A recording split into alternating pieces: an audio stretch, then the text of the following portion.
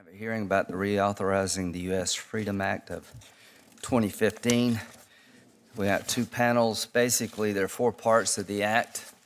I want the panels to tell us the good, the bad, and the ugly, why we need these four tools, why we need to reauthorize the program in your view, what happens if we don't, would you accept any changes, what would those changes be, and rather than me recite your testimony, I'm very interested in hearing from a national security perspective how the USA Freedom Act of 2015 is still relevant in 2019 and beyond, and the tools available to law enforcement and the intelligence community provided by this act, how they're relevant to the fight that we're still in. I'd end with this. Baghdadi is dead, but the cause lives.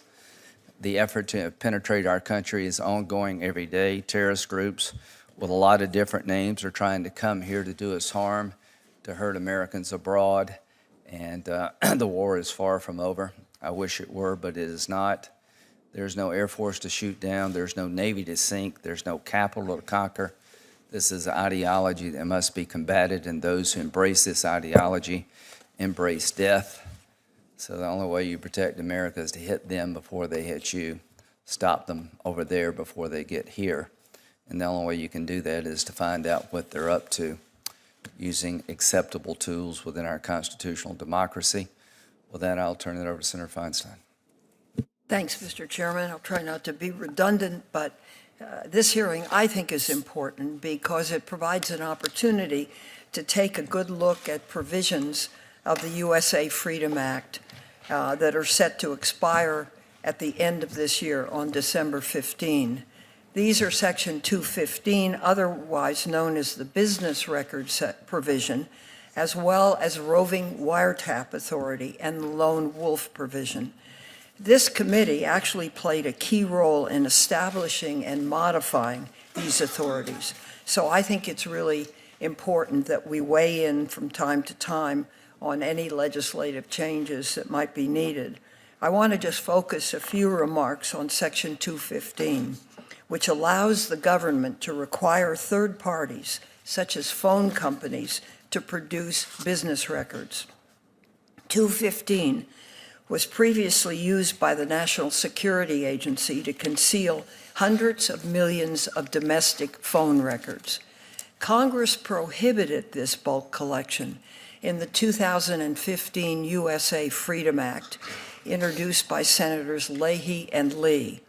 Now, instead of bulk collection by the government, records remain with phone providers and are searchable only with a FISA order for a, quote, specific selection term, end quote. And that's generally a specific phone number or address. This call detail record, which we call a CDR, is meant to ensure that surveillance is sufficiently targeted. But in June of 2018, NSA publicly announced that due to technical irregularities, the CDR program it had received data that it was not legally authorized to receive. Moreover, the agency could no longer distinguish between records that were obtained lawfully and those that were obtained unlawfully. As a result, NSA announced that it would delete all call detail records acquired over the last 3 years. In August, the Director of National Intelligence, Dan Coates, confirmed that NSA had suspended the CDR program indefinitely due to its lack of intelligence value, as well as its cost and compliance issues. Despite this, the administration is asking Congress to permanently authorize this program. Now, it's really not clear to me why a program with limited intelligence value and clear compliance problems should be reauthorized. And unless there is good reason to believe that it should, I do not believe we should reauthorize it. Thank you very much, Mr. Chairman. Thank you, Senator Feinstein. Our first panel is Brad Wigelman, Deputy Assistant Attorney General, National Security Division, Michael Orlando, Deputy Assistant Director for the Counterterrorism Division, Susan Morgan from the National Security Agency. Mr. Wigelman. Chairman Graham, Ranking Member Feinstein, members of the committee, thank you for the opportunity to testify today about 4 important provisions of the Foreign Intelligence Surveillance Act, or FISA. These are authorities that will expire at the end of this year unless they're reauthorized by Congress. The administration strongly supports permanent reauthorization of these provisions. 3 of the authorities, the roving wiretap, business records, and lone wolf provisions, have been part of FISA for well over a decade.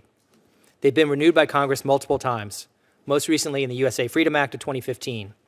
But before that, these same authorities were reauthorized multiple times between 2005 and 2011, and each renewal gained bipartisan support.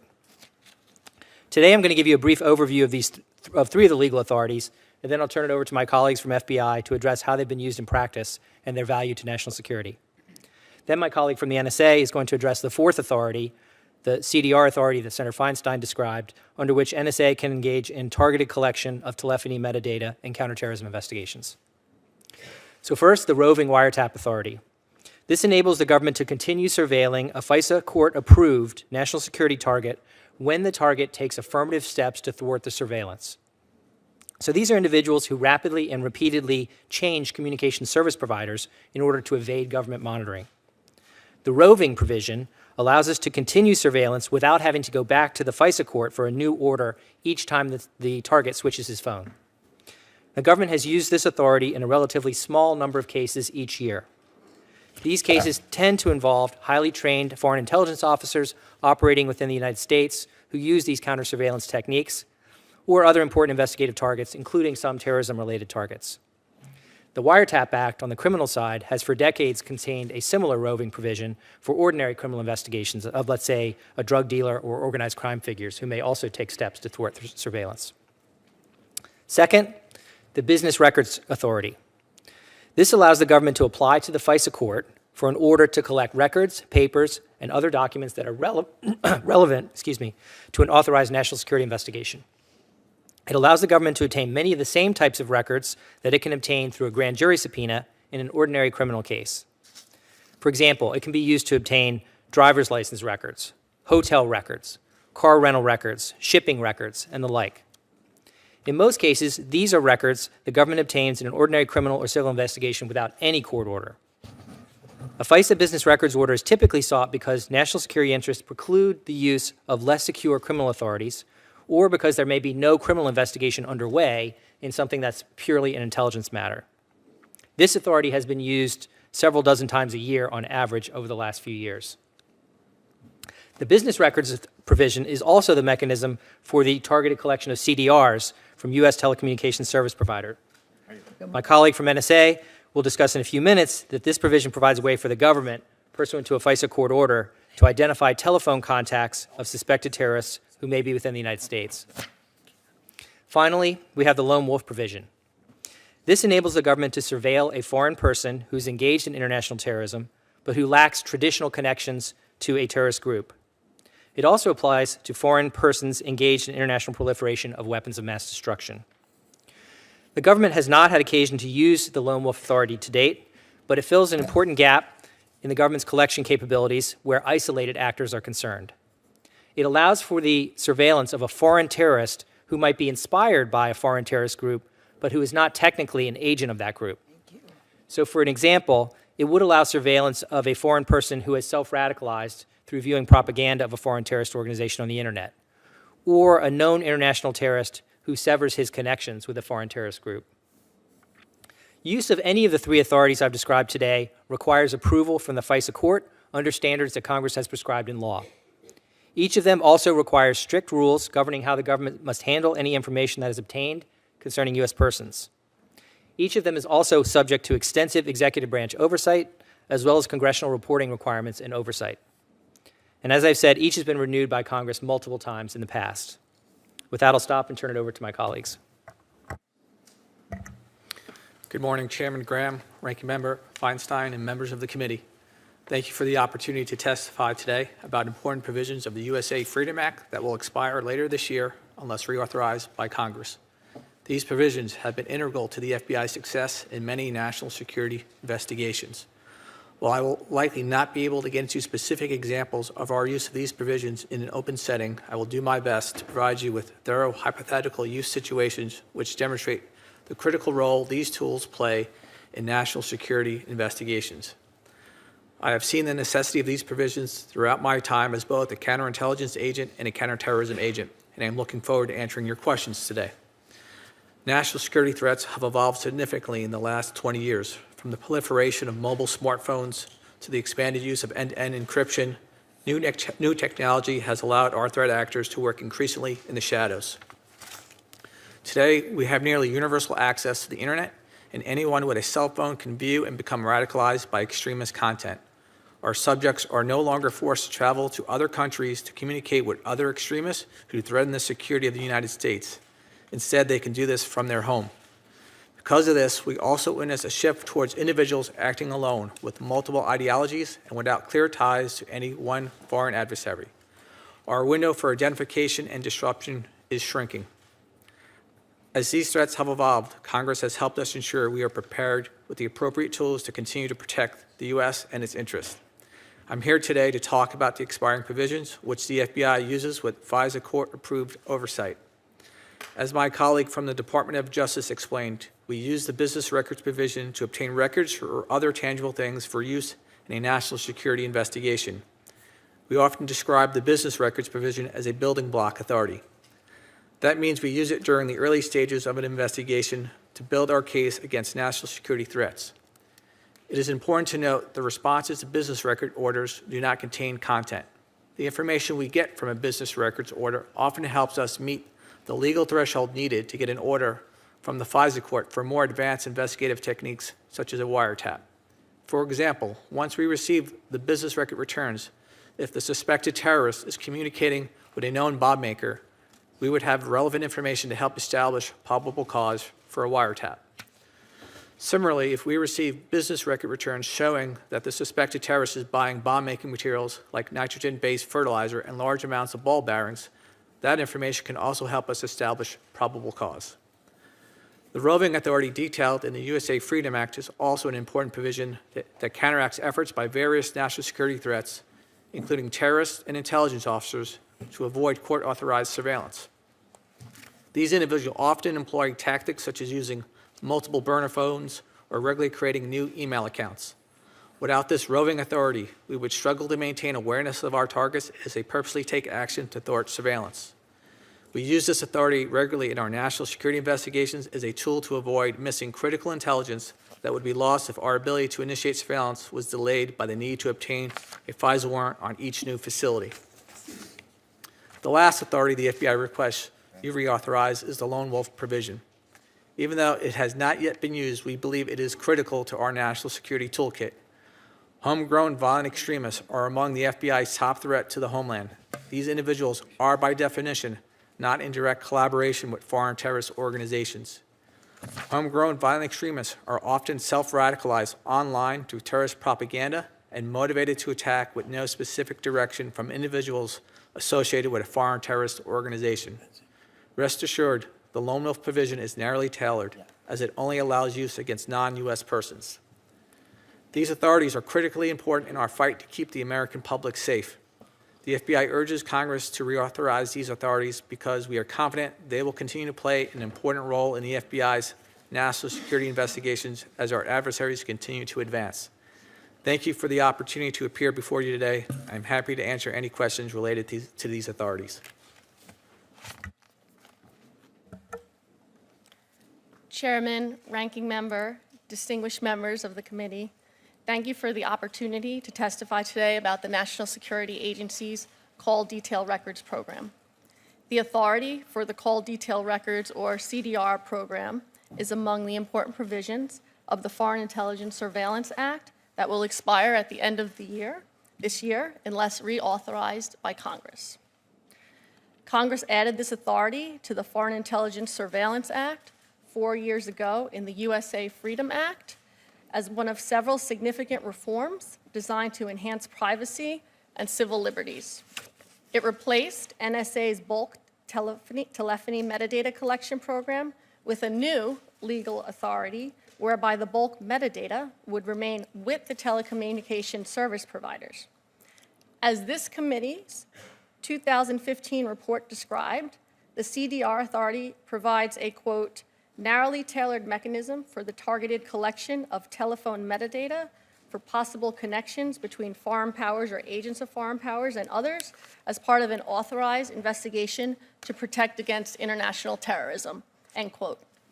Critically, the provision authorizes the collection of certain metadata associated with telephone calls, such as the originating or terminating telephone number and the date and time of a call, but does not authorize collecting the content of any communication, the name, address, or financial information of a subscriber or customer, or locational information. As this committee is aware, the NSA recently discontinued the CDR program and deleted the records acquired under the CDR authority after balancing the program's intelligence value, associated costs, and compliance and data integrity concerns. NSA's decision to suspend the CDR program does not mean that Congress should allow the CDR authority to expire. Rather, that decision shows that the executive branch is a responsible steward of the authority Congress affords it. As technology changes, our adversaries' tradecraft and communication habits continue to evolve and adapt. In light of this dynamic environment, NSA supports reauthorization of the CDR provision so that the government will retain this potentially valuable tool should it prove useful in the future. Thank you again for the opportunity to testify today. I look forward to your questions. Senator Leahy, you'd like to make an opening statement? I would, and I appreciate that. I was proud to join with Senator Lee in requesting this hearing, and I think I speak for both Senator Lee and myself. We thank you for holding the hearing as chairman. I'm proud of our successful efforts in 2015 to pass the USA Freedom Act. This is the first major overhaul of government surveillance powers in decades. It added significant privacy protections for the American people. Now, though, because we said at that time we didn't be able to look at it, see how it works, we have the opportunity to learn from and assess and respond to what's happened over the past 4 years. So what have we learned?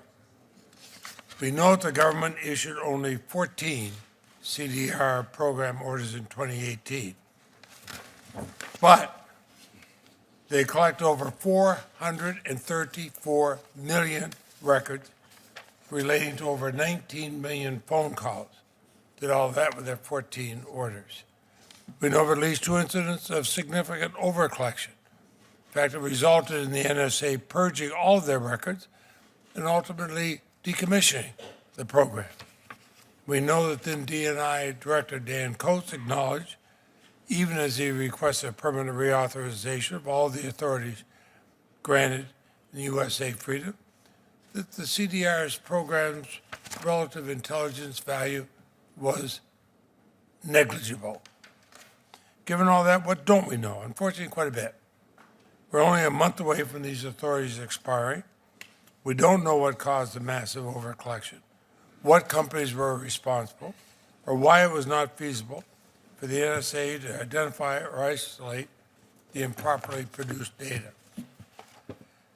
And it's not as though Senator Lee and I have not tried to learn the answer to these questions. I mean, our questions are not of a partisan nature, where we try to make sure that this was not a Republican or a Democratic issue. It was an issue that the United States Senate cared about. Almost a year ago in December 2018, Senator Lee and I wrote a letter to the DNI and Justice Department asking these and other questions. We failed to get a response. So almost 7 months later, in July, we wrote again. Unfortunately, we've yet to get a substantive response to either of these letters. Despite this, despite not answering our question, the government is now requesting a permanent reauthorization of all of the authorities granted USA Freedom, including the CDR program. And they argue that, well, it might eventually be useful and technology might evolve to the point that could collect metadata in compliance with the law. We might be able to obey the law. Now, let me be clear. Maybe someday it'll be of some use. Hopefully, we'll develop technologies to not again violate the law.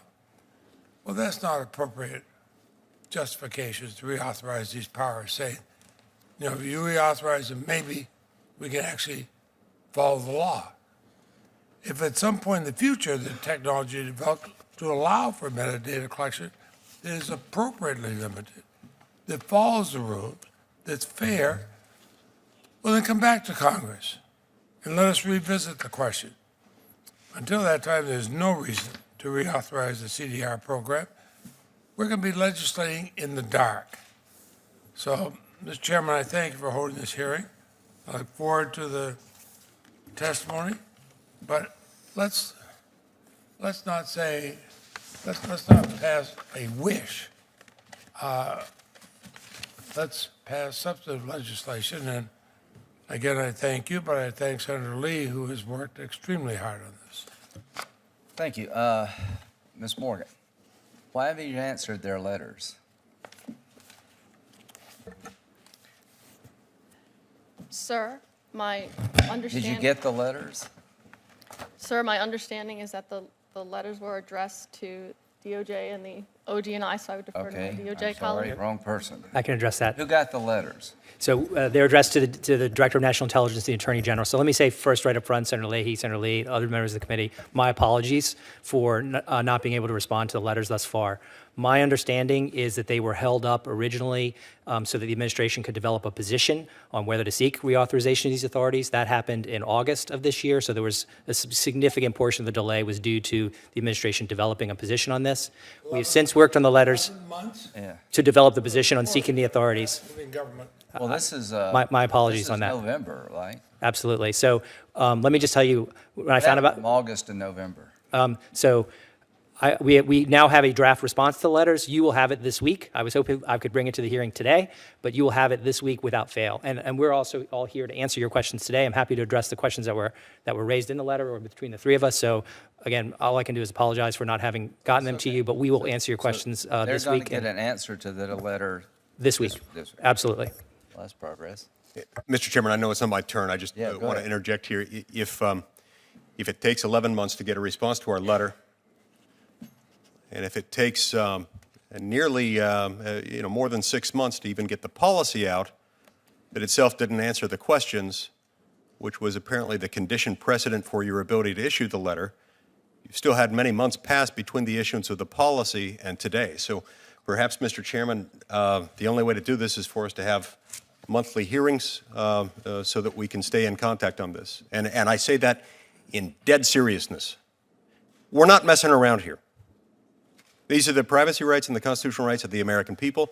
We represent them, and we don't appreciate a nearly 1-year delay that is not warranted. And it adds deeply to my suspicion, and I appreciate Senator Leahy's working with me on this. And Mr. Chairman, I appreciate your working, helping us get this hearing, which I hope will be a monthly exercise now on. Yeah. Well, there's no real good reason not to answer, letters by two senators who authored legislation to change the program. Having said that, the lone wolf provision, what do we lose if it goes away in real-world terms?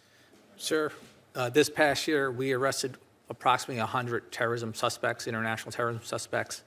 We're seeing more of the homegrown violent extremists. These are individuals who are not taking direction But from... we've never actually used this provision, is that correct? Yep. To date, we've been able to either disrupt them without it or been able to make...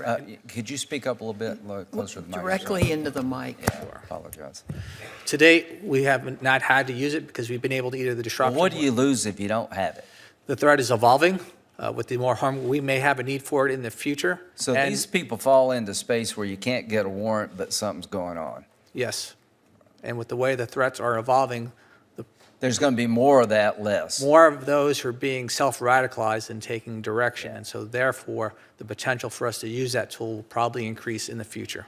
So this is really driven by the self-radicalized Self-radicalized, and I would also say... non-U.S. citizen, right? non-U.S. citizens, and I would also say the foreign terrorist organizations are also involving their capabilities and seek to use clean operatives that we may not be able to tie directly to them. The roving surveillance part just makes common sense. If they change technology, you don't have to start all over again, right? The roving technology has to do is when we're surveilling them and they're changing their technologies. So I'm good on that. So the business records thing. Yes, sir. Tell us how that's used and what would you lose if it went away? So we use it as mostly a building block tool. So for example, when a homegrown violent extremist starts to mobilize the violence, oftentimes they seek to procure weapons such as knives, rent vehicles to ram people. The business record gives us the ability to get the sales records so we can disrupt them faster. If we would lose that authority, the tangible things reduce down to just a few items that we can seek, and the evidentiary standard would increase that we would have to show beyond relevance that that is directly related to a foreign power. Okay, Ms. Morgan, about the phone call monitoring, for lack of a better CDR or whatever you call it, why should we reauthorize it if you shut it down? Sir, thank you for your question. As we mentioned earlier, as the committee mentioned earlier, the authority that was passed was carefully a tailored balance between privacy and civil liberties and national security needs in a counterterrorism context. We've used this authority responsibly and have been transparent with all three branches of government in terms of how we've used this authority and the challenges that we faced. The authorities granted to us by the Congress are really a set of tools in a toolbox that we can use and leverage in different ways. Is this a technological problem you have? I'm sorry, sir? Well, you shut the program down for a reason. Sir, we shut the program down because when we looked at the value that we were getting at this particular But point. didn't you have a technological problem? Didn't you say the technology is not where it needs to be? Sir, the challenges that we faced with this program, which I mean, it's just odd that you shut down a program because the value of it is less than the cost, and you want us to reauthorize it. Sir, when we look at our programs, we try to look at them in the context of what's available to us in terms of the different tools in our toolbox. When we look at this program, there was value there, but it didn't outweigh the cost, and we felt the responsible thing to do was to stop using the program. And Why is it responsible for us to reauthorize it? I think it's responsible for you to consider reauthorizing it because 1 year from now, 2 years from now, 3 years from now, I can't predict what the dynamic international terrorism environment is going to look like, and I can't predict what the telecommunications landscape is going to look like. We could find ourselves in a situation where this particular tool in our toolbox, we would want to have the agility to use it should it be valuable moving forward. Thank you. Senator Feinstein. Yes, let me just carry this out. The call detail record program, that's the successor to bulk collection under Section 215, was recently shut down by NSA due to lack of intelligence value, cost, and technical problems.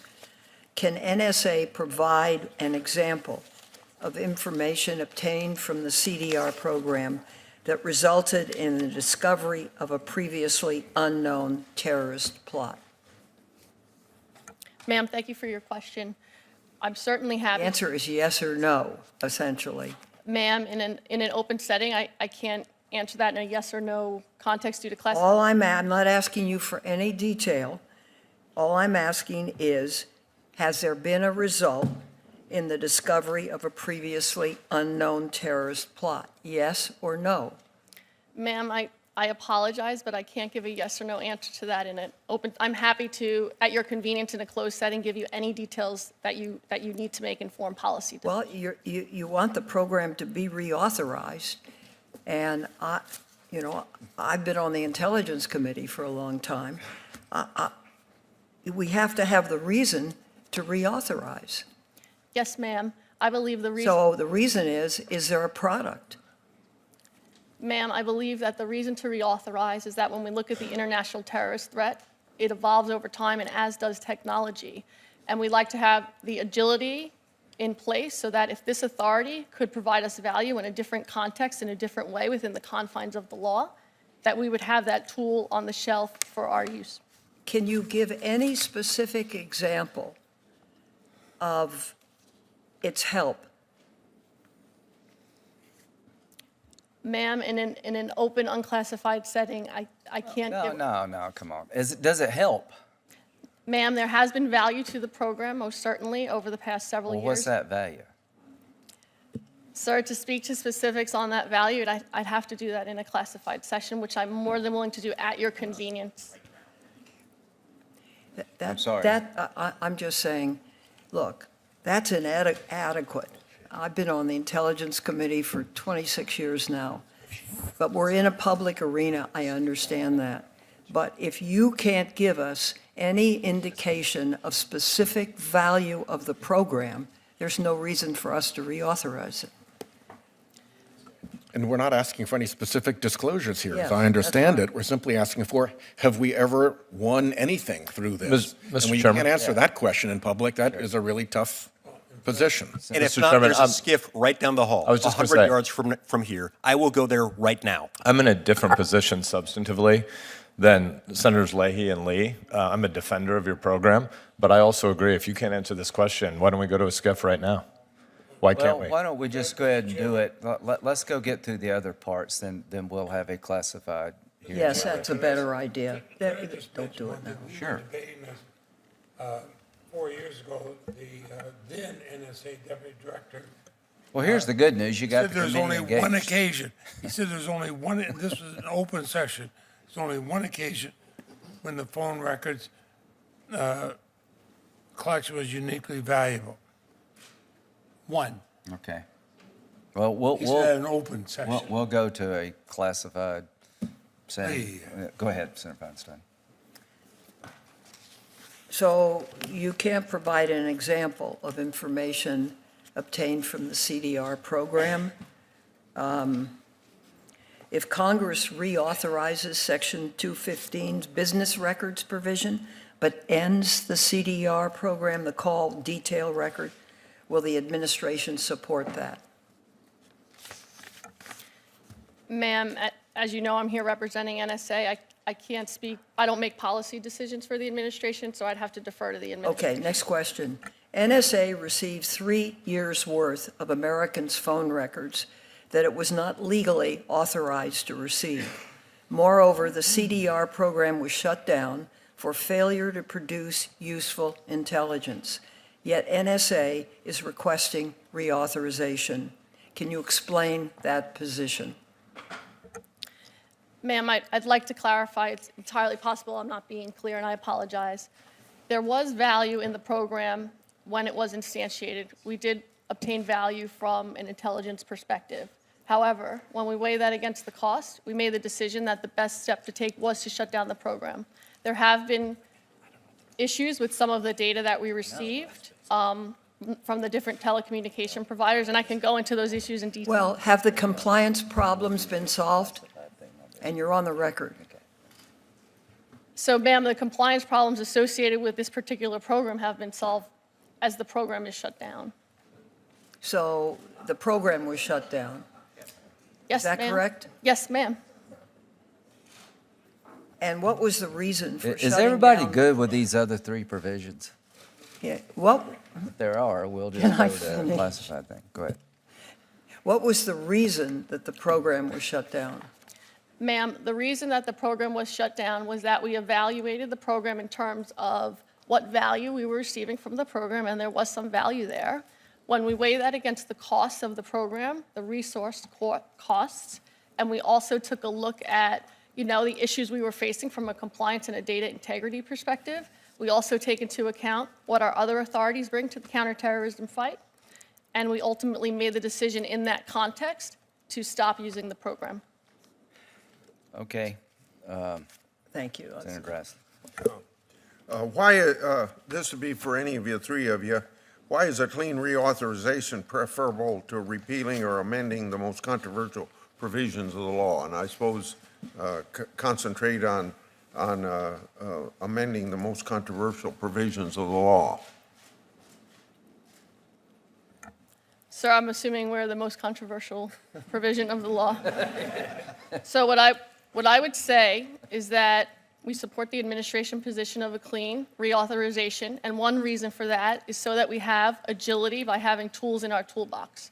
The counterterrorism fight, as I'm sure you're all aware, it evolves over time. So if we come across a situation where we think this authority can give us a tool that can help us see the overall international terrorism picture, we want to be able to move as quickly as we can to try to leverage that authority, and that is why we're supportive of a clean reauthorization.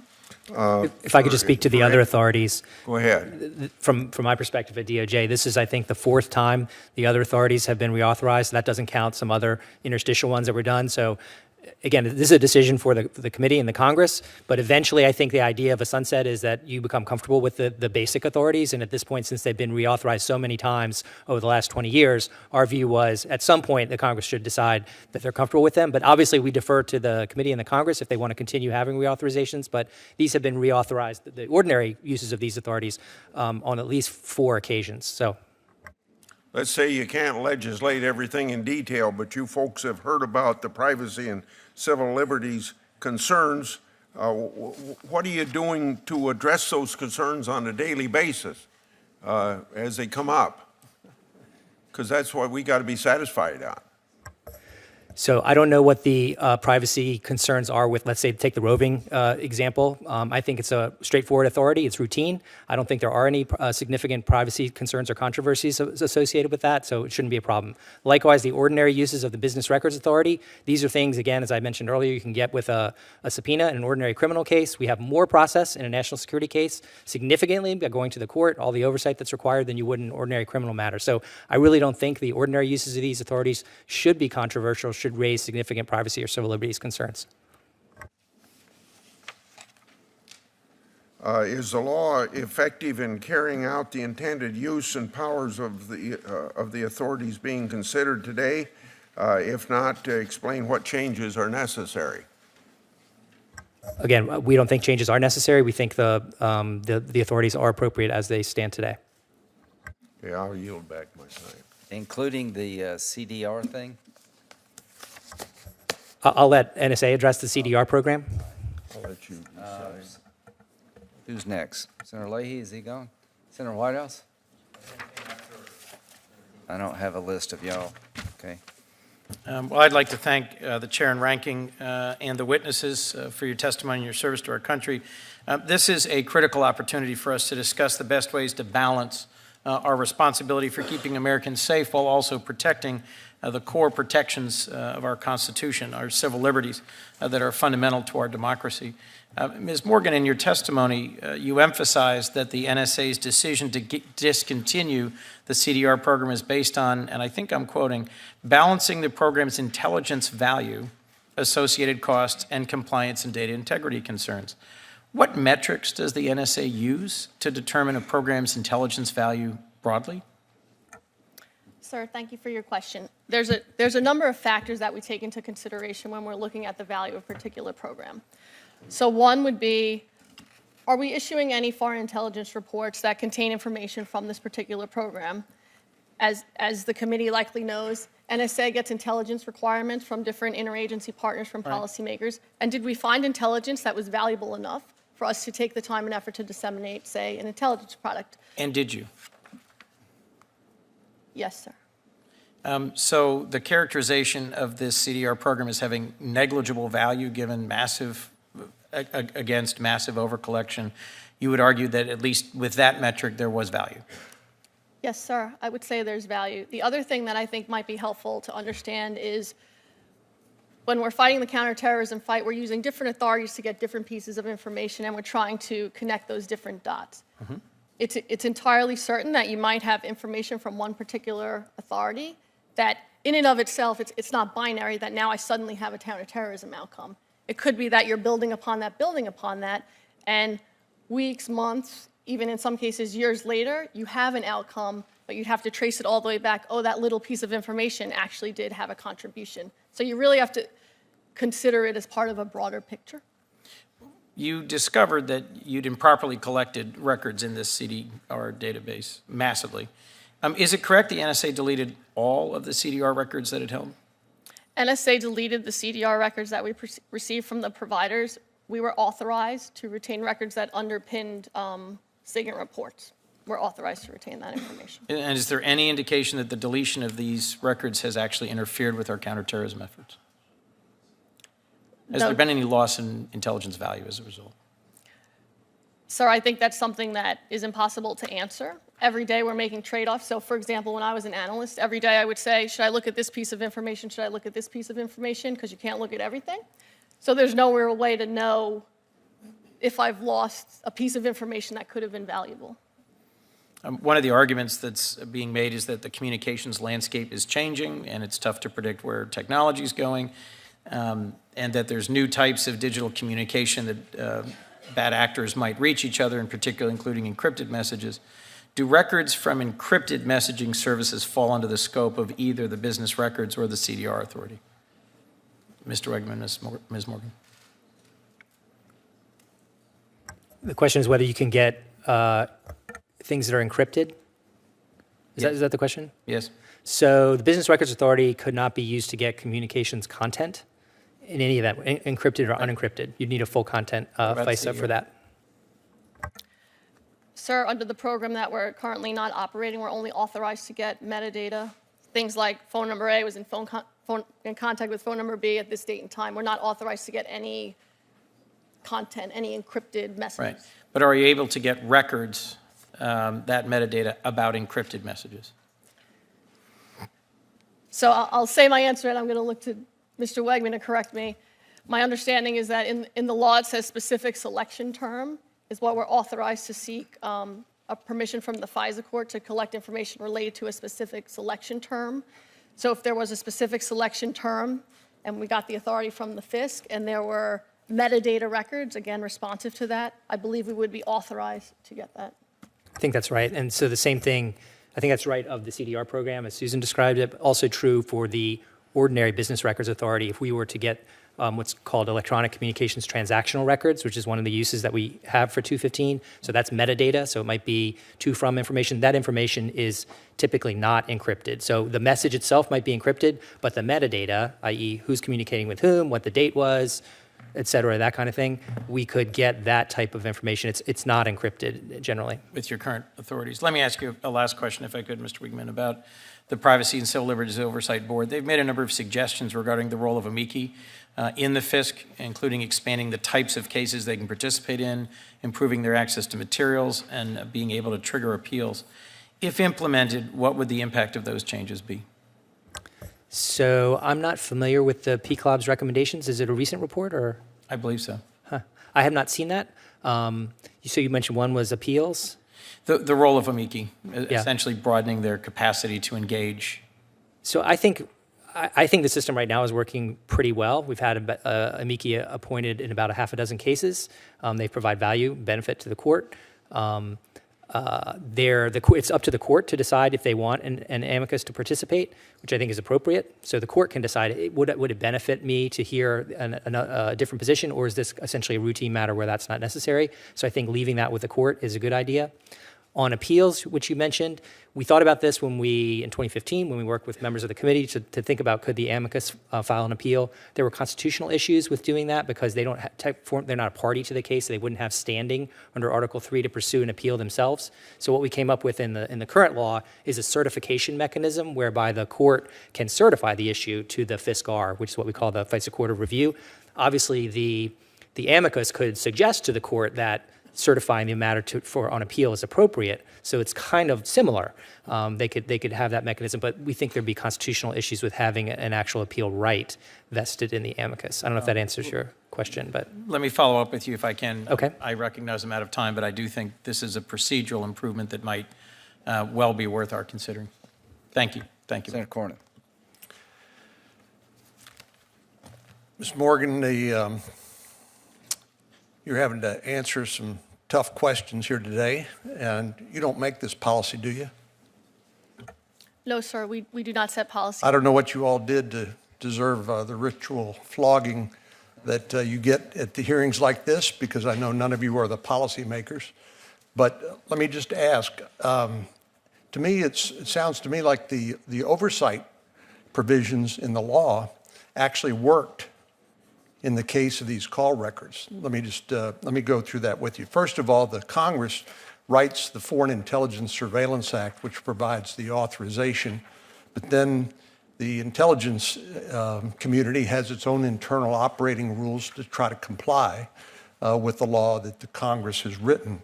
And then you have to apply to the Foreign Intelligence Surveillance Court. There is a judicial oversight. And then there is the congressional committees, the intelligence committees in the House and the Senate in particular that have oversight. Did I get that correct?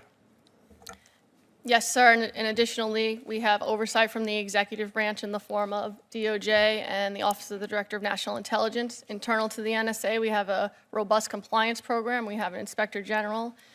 We have a civil liberties and privacy officer who reports directly to the director of the National Security Agency.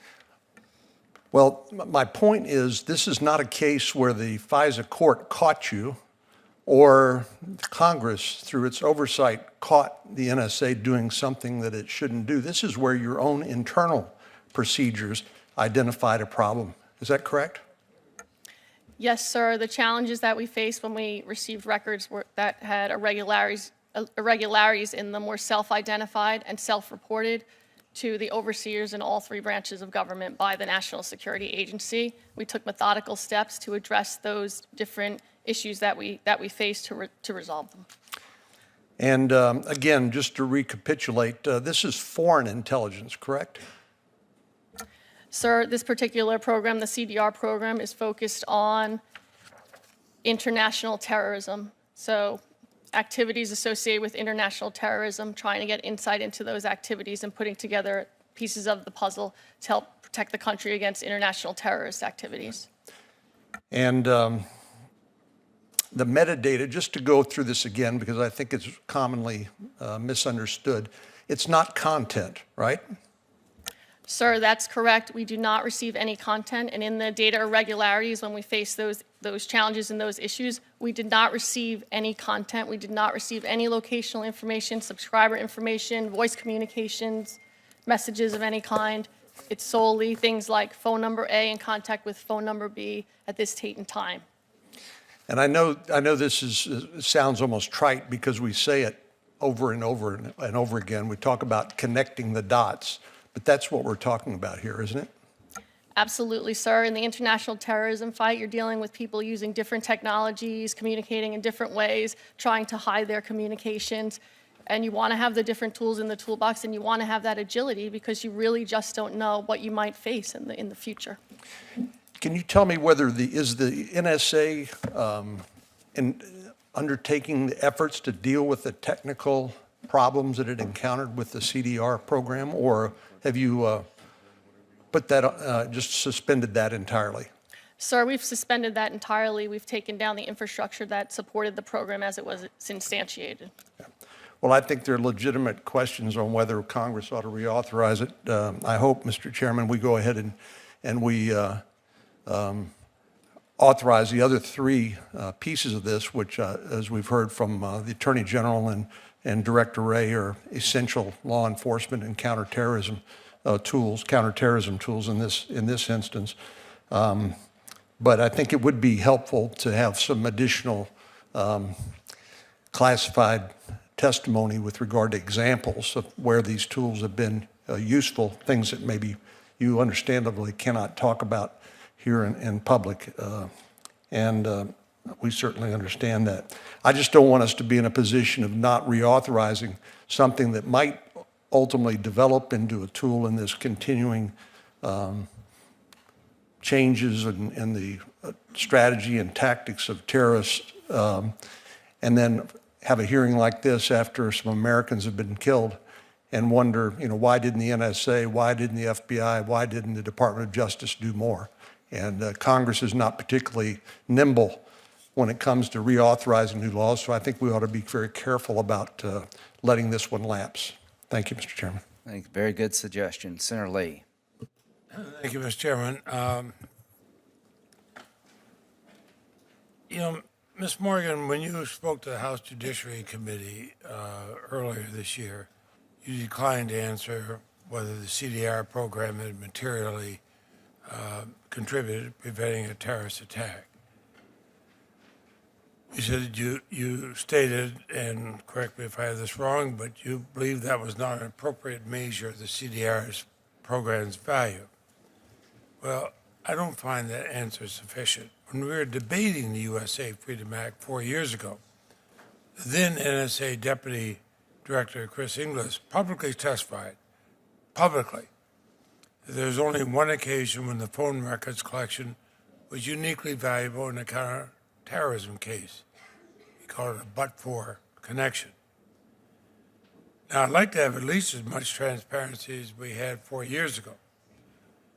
Since passage of the USA Freedom Act, on how many occasions, I'm not asking you what they were, but on how many occasions was the CDR program materially significant in preventing a terrorist attack? 5, 10, 25, 0, what? Sir, if I may just clarify something you mentioned about what I said to the House Judiciary Committee. What I thought I said, and I don't have a transcript in front of me, is that prevention of a terrorist attack is but one metric of a program's value. It's one factor. So just to clarify that, I'm not saying that that's not a valuable factor. I'm just saying it's only one measure of value. I just want to clarify No, but that. that's why I asked the question, on how many occasions has the CDR program materially significant in preventing a terrorist attack, if any? Sir, again, and I apologize, I recognize this must be incredibly frustrating. At the time of this discussion we're having right now, that information is classified, and I'm unable to divulge. Not even the number? Sir, I'm not able to go into those details in an open session. I apologize. Can you say whether it's more than 0? Sir, I'm really uncomfortable All right. in terms of classification. The NSA Deputy Director before testified there was only one occasion. That's 4 years ago.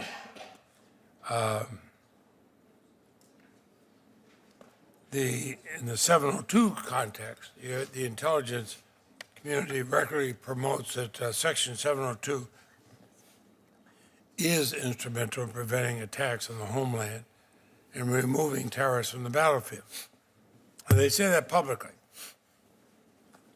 If the NSA says that about Section 702, but they're unwilling to say anything about CDR collection under Section 215,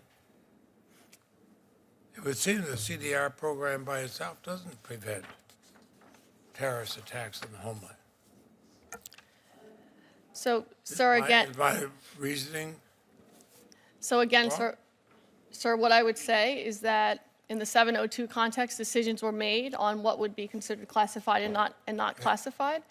I don't make those decisions, but in this context, the information you're asking me about is currently classified. I think we are going to have a classified hearing, Mr. Chairman. Yeah, I promise you we will.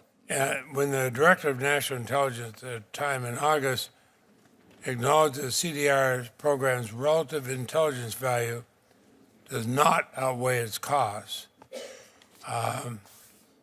saying even by NSA's own metrics, the CDR program is not sufficiently valued to be worthwhile. Is that what I should read from that? Sir, I would say I think you should read from that currently, absolutely, the value does not outweigh the cost. Thank you very much. Thank you. And these questions aren't directed at you personally. We're just trying to get some information here because we have to, like Senator Lee and I and others have to vote on these things. Mr. Wegman and Mr. Orlando, how many times has CDR information been used in criminal investigations or prosecutions by the FBI or the Justice Department? I'm not asking you which case, I'm just asking you how many times. So I'm aware of one. Okay? Orlando? I'm not aware of any, so I would have to concur with Mr. Wigman's statement. Thank you. Mr.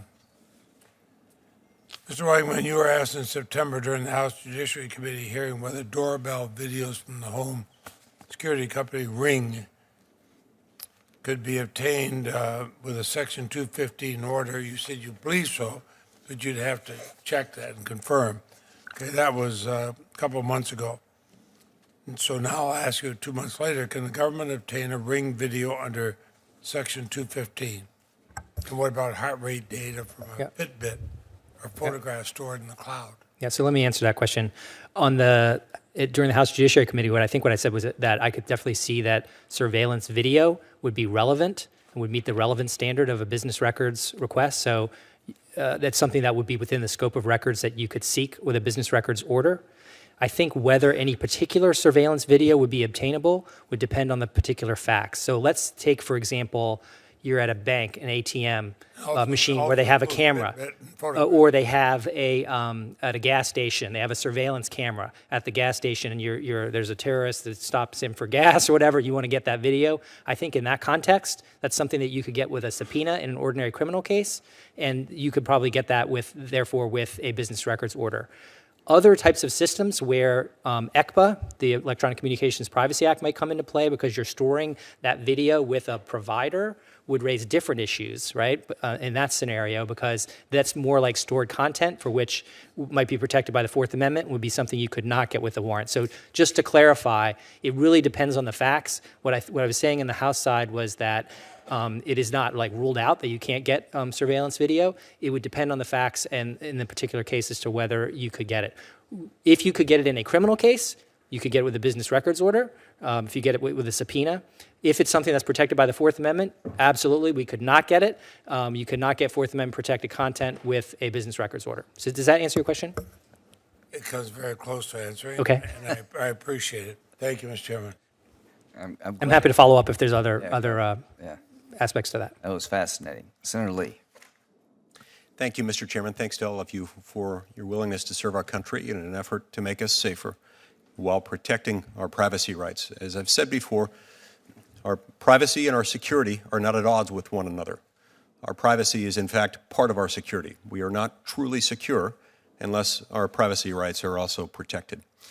I want to thank Senator Leahy for his work with me on these issues over the years. Senator Leahy and I have been aligned. There's been no distance, no daylight between us on these issues. And one of the many issues that we've covered, in addition to introducing the USA Freedom Act together, relates to something that you, Mr. Wegman, mentioned just a minute ago, the Electronic Communications Privacy Act.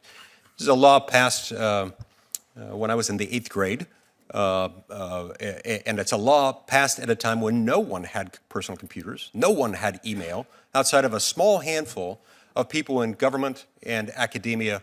No one had email. And as I read that law, it does give the government access not only to metadata surrounding email, but also to the content of email, as long as that email has ripened to the age of 6 months. This is stunning. So coupled with the authorities that we're talking about here, I think that ought to be of concern to every American. Most Americans are very concerned when they find out that this is the case. In fact, most Americans are very concerned when they find out about most of these authorities. It's one of the reasons why these hearings are so important and why I hope to make them not just a regular, but a monthly occurrence. And if we need to have some of these in the SCIF, so be it. But we need to get answers to these questions. Mr. Wegman and Mr. Orlando, I'll start with you. What's the FBI's working definition of tangible things in the context of business records? Our definition is per what's in the provision: books, records, papers, document, other items, airline records, hotel accommodations, storage facilities, vehicle rentals. It also provides for some sensitive items such as library circulation records, book sales, book customer lists, firearm sales records, tax records, educational returns. Those types of documents, we would need a higher level of approval. These are the same things that could be gotten by a grand jury. Okay, so would that definition encompass medical records? According to the provision, yes. And would medical records also include and not exclude from its purview mental health records? So I think with all of these, we would have to show relevance, that this information is relevant to the investigation. I understand that, but it still fits within the definition. I believe so, but on each individual case, and I'll defer to Mr. Wigman, is that we would have to look at, does this violate a Fourth Amendment issue, in which case we would have to go for a search warrant. To answer your question, Senator Lee, it's right in the statute, because in section 1861A13, it talks about the fact that you can apply for the production of, as is mentioned, library records, book sales, book customer lists, tax return records, educational records, or medical records. It's in the statute that Congress has given us, so it's expressly addressed. Understood. DNA test results also, presumably. People enter into a contract. And again, just to be clear, we're talking about the more exotic things. we are not using this authority to get these types of records. It's not clear what the relevance would be in any particular case. It's just that it's possible, it's conceivable, this could come up. But these are not the garden variety uses of the Business Records Authority. I want to be very clear about that. The things that we're getting typically, as I mentioned earlier, electronic communications, transactional records we get shipping records, we get driver's license records, things like that. So I appreciate that. And I appreciate the fact that you were absolutely correct in pointing out you were administering a statute that was passed by Congress. You are not the lawmaker. We are the lawmaking body within the federal government. We made this law, and you're telling us what it says.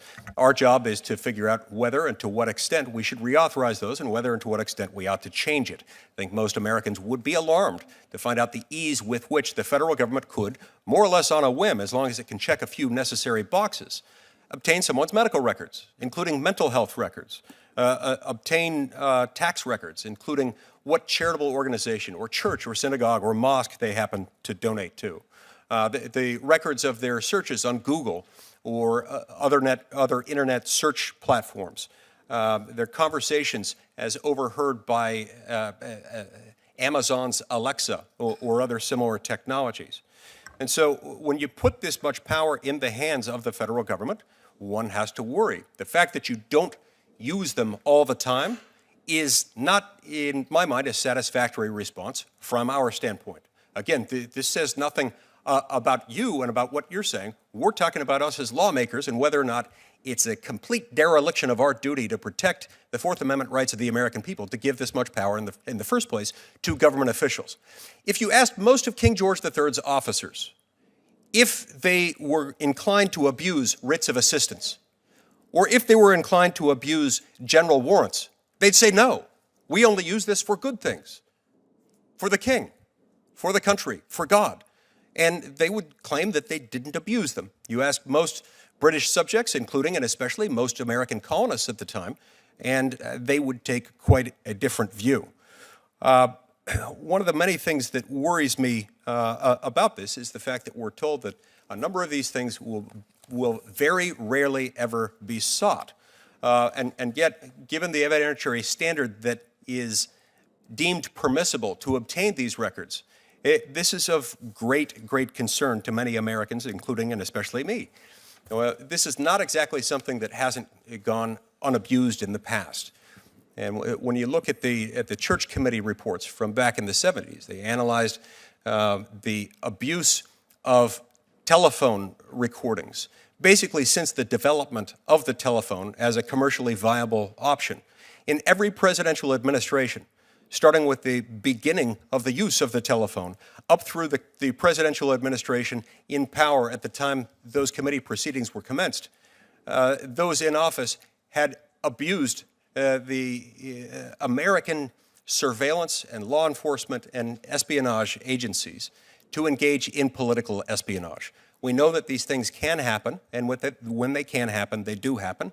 And that's why we've got to tie a really tight set of restraints around it, because it will be abused. This is, unfortunately, human nature. Thank you. Senator Blumenthal.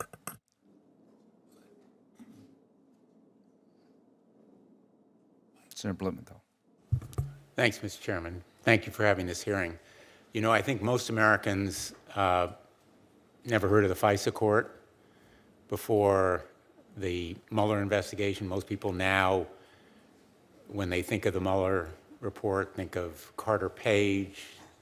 They think of what they've read in terms of the challenges to the warrant issued there. There have been charges that the warrant for surveillance was the result of an illegal partisan scam engineered by political enemies in order to affect the outcome of the 2016 election. And so I think in terms of justifying to the American people that the FISA court operates fairly and effectively, I raise this question. Do you think that the experience in that instance indicates that anything untoward happened either in applying for the warrants or in the FISA court granting the warrants, from what you know?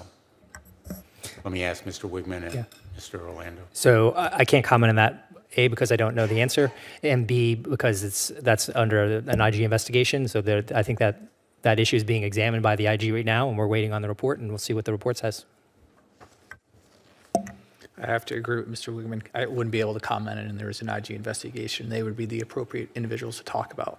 Well, let me put the question in a different way. Do you believe that there is a need, putting aside Carter Page, for FISA court reform? I don't. I think the FISA court operates really well. I think there's extraordinary amount of oversight. I think the level of attention, in other words, that goes into every FISA warrant is extraordinary. It's a very time-consuming and extensive process. Only very senior officials at the department, only 3 officials can authorize a FISA warrant, so it's at the highest levels. And you contrast that with, I don't want to disparage our ordinary criminal cases, but it's significantly different if it's a drug dealer or an organized crime figure and so forth. So we have quite an elaborate regime for approval of these mechanisms, high standards. We have extensive oversight. So I think from my perspective, the system is working pretty well. Do you agree? I agree. I think if the American public was able to see the rigor in this process, they would be very surprised about how much goes into protecting their privacy. And I'd like to also add is when you look at the FISA business record, that also goes to an independent judge, unlike a grand jury subpoena on a criminal case where there's no scrutiny about it. So I believe there's a lot of rigorous protections in place. The scrutiny given to a FISA warrant is substantially Yes. greater than a grand jury Yes. subpoena. Dramatically so. Right, where in a grand jury there's virtually no scrutiny. Right, that's right.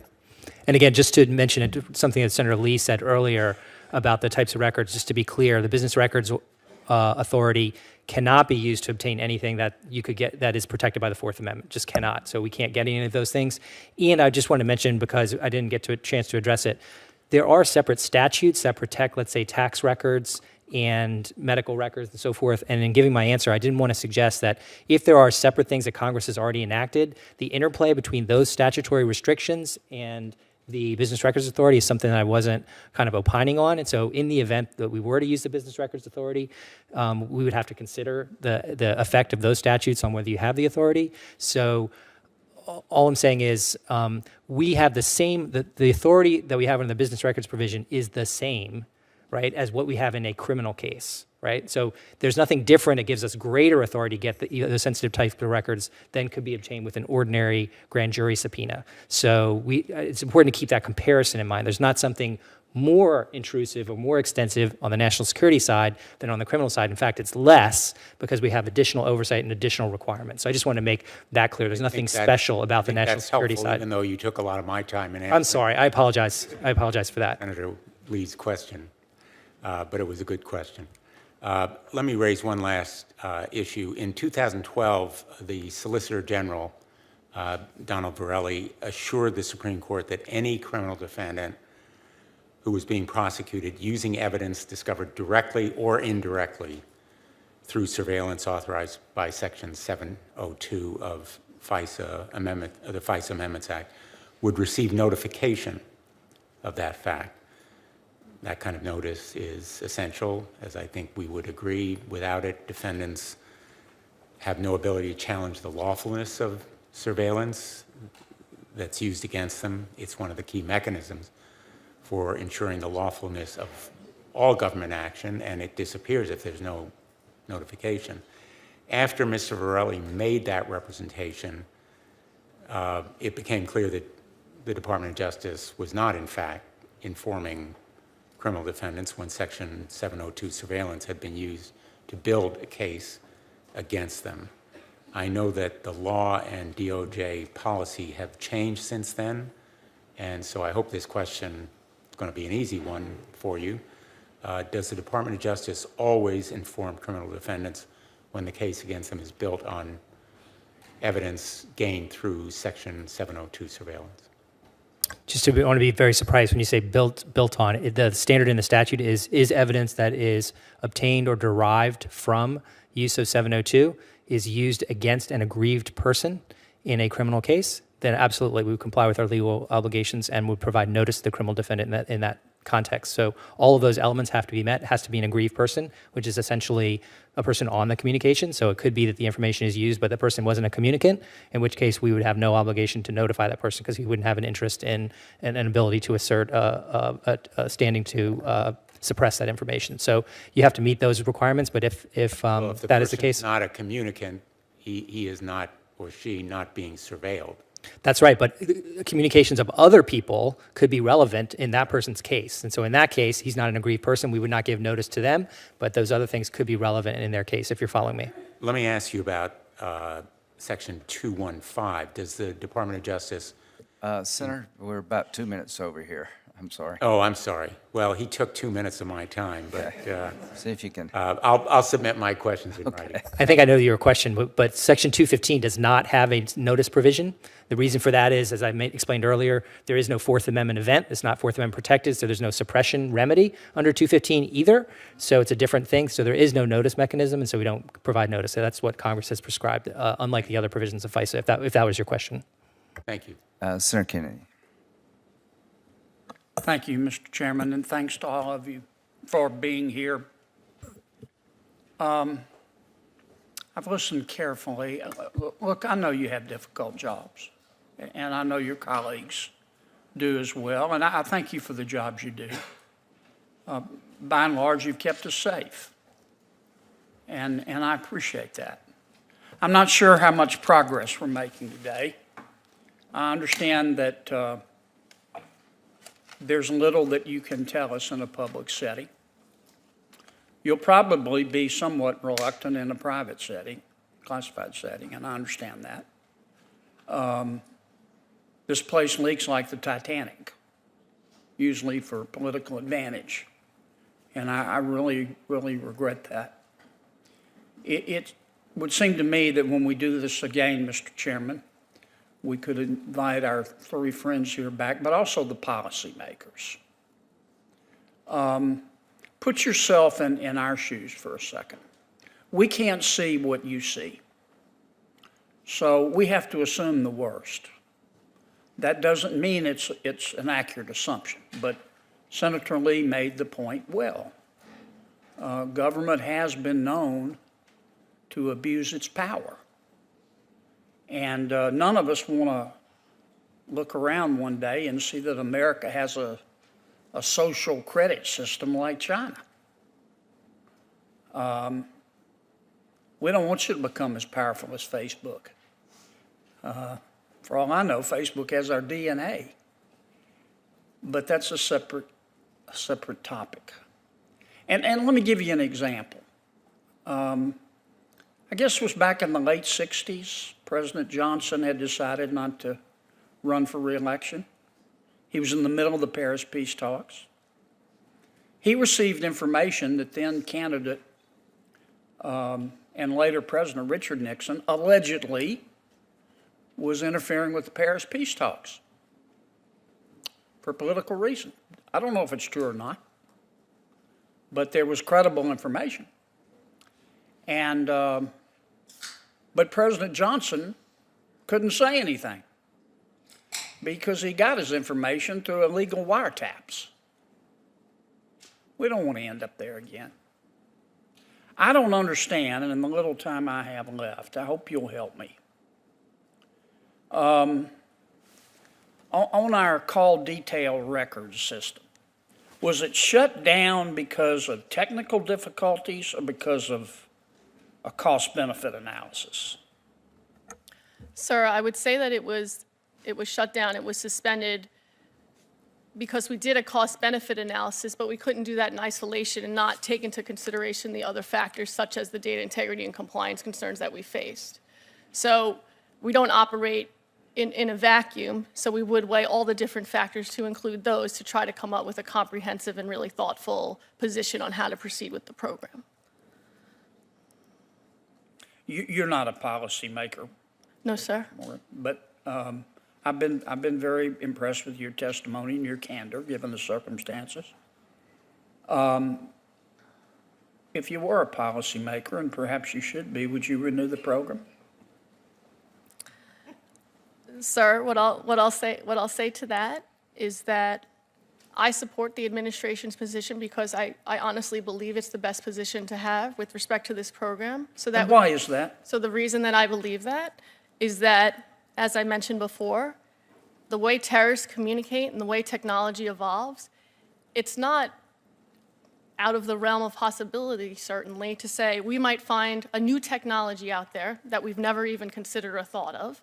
Those terrorists might be using that technology, and perhaps the way we could get insight into their context, again, just metadata with one another, would be to leverage this particular authority. And I want to be able to have the ability to move as dynamically as possible in trying to get at those communications once a decision would be made to say, yes, we think the value, the potential value of that authority and how we would apply and leverage it would outweigh the resource costs. And we're confident in our ability to execute that authority in compliance with the laws, regulations, and policies that govern us. Thank you. Thank you, sir. all. Thank you, Mr. Chairman, and thank you each for your patience and for being as candid as you feel that you can be in this setting. I will say I think most people looked at what transpired or what we now know transpired with the 2016 elections and the abuses with the FISA court process and communications and actions between Strzok and Lisa Page, and they go, something needs to be done about this because we value our privacy. And we probably should have years ago put in place some online privacy guidelines and rules of the road, but Congress has not done that. People are just now becoming aware of much of this, and it is imperative that as we do these reviews that we do them right. And Ms. Morgan, you just spoke to evolving technologies. And we know that terrorists today don't pick up the phone and call somebody and say, this is what I'm going to do. They're using Signal, they're using WhatsApp, they're using Snap, SnapMap, things of that nature to move. And I do think it's important that you all be able to work and to evolve as these new technologies come into the marketplace and come into play. But I'd like for you, as much as you can now, and then when we go to a classified hearing, then be able to expand on how you are evolving and working with these new technologies and tracking the way adverse actors are using these technologies. If you'll give just a little snippet. Ma'am, thank you for your very insightful question, and I'll do my best in an open setting. So what I would say is that, as I mentioned before, the laws that Congress passes and the authorities you give us different tools and different options. Over time, we apply those authorities in different ways in the confines of the law, in accordance with the law and the regulations, as the technology changes. So the way that we might have applied a law or an authority when it was first passed, that's an evolutionary process that evolves over time. And we need to make the appropriate changes. What we need to do is give you the tools that are going to be useful. And if there are changes that need to be made, we need your insight on that. Because we do not, as Senator Kennedy just said, we don't know what you know.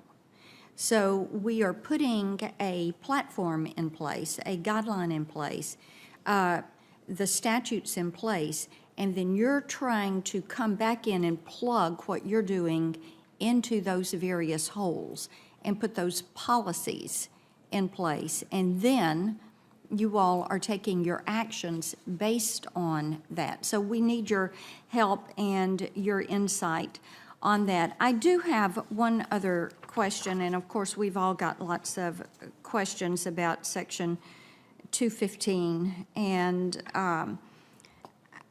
I want to I tell you what, I'm going to wait and do that when we are in a classified setting with a question that I have got on that. One thing I do want to hear from you all when we go to a classified setting, Mr. Chairman, the safeguards on the data that you are collecting and then that you're retaining and then the disposal of that. I think we need a little bit more information on that, and it would be inappropriate at this point. I realize that. So we'll look for that in a classified setting, and I'll yield back. Yes, ma'am. Senator Hawley. Thank you, Mr. Chairman. Thanks to all the witnesses for being here. Can any of you compare the amount of data, the amount, volume, type of data that the government has been able to collect using these tools with the amount, volume of data that private companies, and I'm thinking specifically of Facebook, Google, maybe TikTok, what are we looking at? Are they comparable? Has the government collected it, or is it able to collect much more? Do any of you have a sense of that? I'd just be curious to know.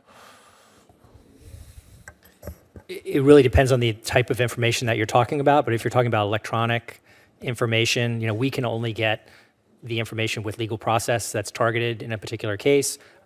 It depends on the companies, but a lot of the companies maintain, it's the data of their customers, but they maintain full access if that's the answer to your question for their own commercial purposes and so forth. So they would have access to vastly larger quantities of data than the government could get pursuant to legal process. And not least because you do have to go through some sort of process. I mean, it varies, I understand, depending on what exactly it is you're collecting, but Google and Facebook and TikTok and whomever else, they don't have to go through, once they get their users' consent nominally, which they usually don't really even ask for, then they have access to geolocation data, search data, phone books, messages, et cetera, et cetera. Am I right about that? Absolutely, that's totally correct. Yeah.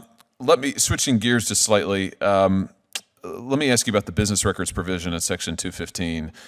How has the FBI used this authority over the last couple of years? Can you give me a sense? And what would it mean for the Bureau's ability to counter terrorism, other threats, if your ability to obtain business records information went away? Just give me some perspective on that. We use it in a variety of ways, mostly as a building block. For instance, as I stated earlier today, in a terrorism case, oftentimes when a homegrown violent extremist begins to mobilize for violence, he attempts to procure weapons, whether a knife, or rent a vehicle, or a bomb-making material. The business record enables us to get those sales records to determine that he is doing that so we can disrupt him. Additionally, we oftentimes use the business records for electronic communication transactional records. That is, who are you communicating with, but not the content. That has been especially helpful in our counterintelligence investigations as we try to build out the networks that the intelligence officers are building to recruit U.S. persons. We also use that in the same way our terrorism cases as well. As far as what would happen if we lost this provision, what we would be able to acquire would be limited down to 4 areas. We wouldn't be able to get the totality or the equivalent of what a grand jury subpoena could get. In addition, in our counterintelligence cases, the only way we're able to get that electronic communication transactional records is through business records. Most companies don't comply with the national security letters. In counterintelligence investigations, oftentimes a crime has not been committed, so we wouldn't be able to declassify that information and then go to a grand jury for that. And then lastly, the standard for the business record would increase from relevance to the investigation to something higher, to specific and articulable facts that this pertains to an agent of foreign power. Thank you very much. That's very helpful. Let me ask you this. The biggest change, as I understand it, that came with the USA Freedom Act was the end of bulk collection of data. And I'm wondering what difference this has made operationally over the last 4 years, and what, if any, changes need to be made to the current system of requesting detailed call records. Go ahead, Ms. Morgan. So, sir, thank you for your question. So just if I could level set a little Yeah, bit please. between the two programs. So under the bulk program, the providers, the telecommunications providers, would give NSA metadata. Again, we were limited to metadata, and they'd give it to us in what else characterizes an indiscriminate fashion. Whatever they technically could give to us is what they would give to us. Internally to NSA, there would be an approval process that the appropriately trained analysts would have to go through to be able to have, say, a phone number and look into that data. So that was the bulk program. Under the program that we just decommissioned that we're here talking about today, the process is a bit different. The providers hold on to the records in bulk. Our process is much more targeted. So what happens is an analyst might say, I have this phone number, and I have a reasonable articulable suspicion that the user of that phone number is involved in international terrorist activities. We would coordinate that with the FBI and with DOJ, and we would file through DOJ an application with the FISA court. If the FISA court agreed that we met the appropriate standard, then they'd be able to compel the telecommunication providers to give us records, metadata records only, associated with that particular phone number. Now, when you look at the two programs, there's, some differences in that, one being that now we have a court approval process in place now. So you could say, anything that has a court approval process in place is not as quick as something that doesn't have an approval process in place. So that's, one particular distinction. In terms of our data integrity and our compliance concerns, since those issues were related to the underlying data that we were getting from the providers, we assessed that we would likely have those similar kinds of problems in a bulk program as well, because it's just the mechanism by which you're getting that data. That's helpful. Thank you very much. Thank you, Mr. Chairman. Senator Cruz. Thank you, Mr. Chairman. Thank you to the witnesses who are here. I think in 2015, when Congress came together and passed the USA Freedom Act, we were endeavoring to strike the appropriate balance between competing interests. That legislation was bipartisan legislation. My friend Senator Lee took the lead in passing it. I was proud to work alongside him in doing so. I think the objectives were, number one, to protect the civil rights of American citizens and to prevent the bulk collection of metadata from American citizens who had committed no wrongdoing and for whom there was no evidence that they were engaged in wrongdoing. And the USA Freedom Act took a significant step back in terms of the authority for government to surveil innocent American citizens.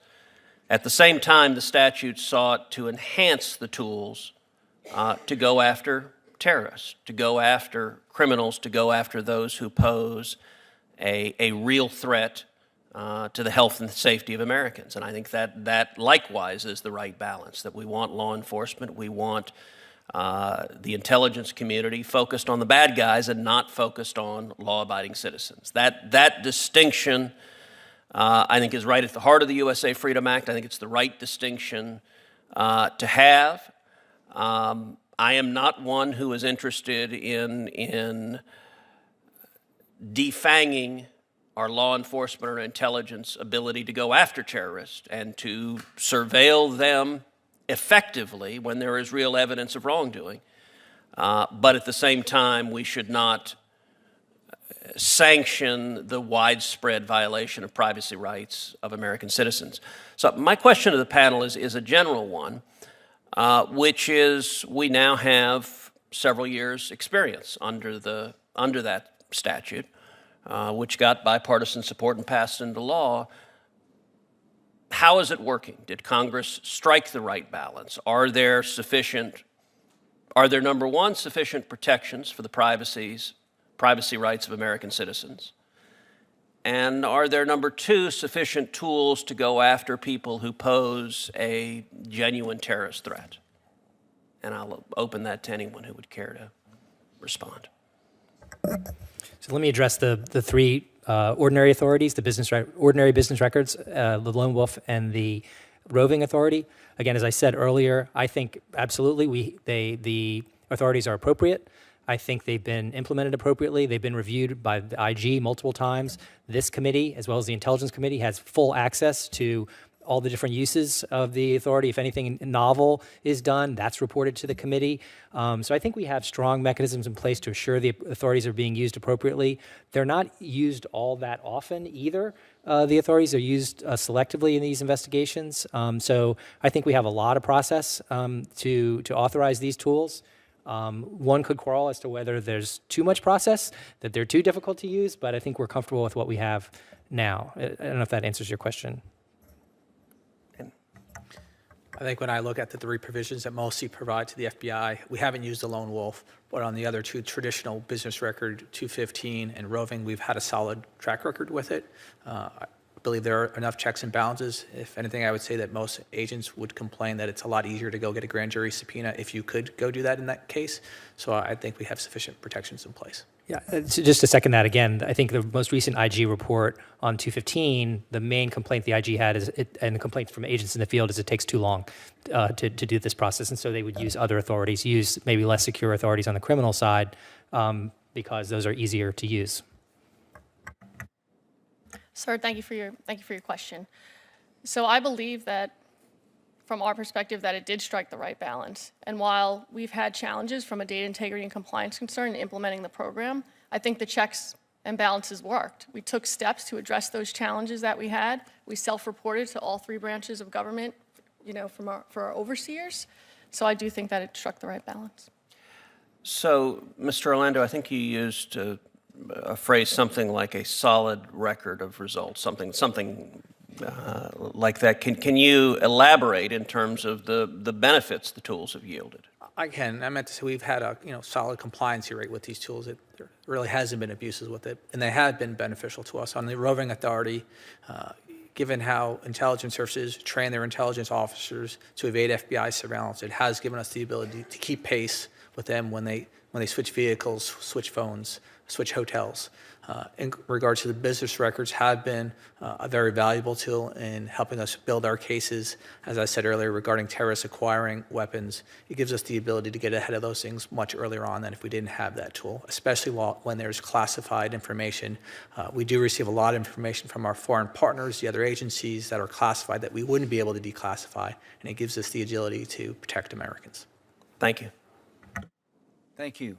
Thank you all. You've done a really good job informing the committee and had some tough questions, but we'll work through it. We'll do a classified hearing to dig down more into the information and make sure we know what we should reauthorize and what we shouldn't.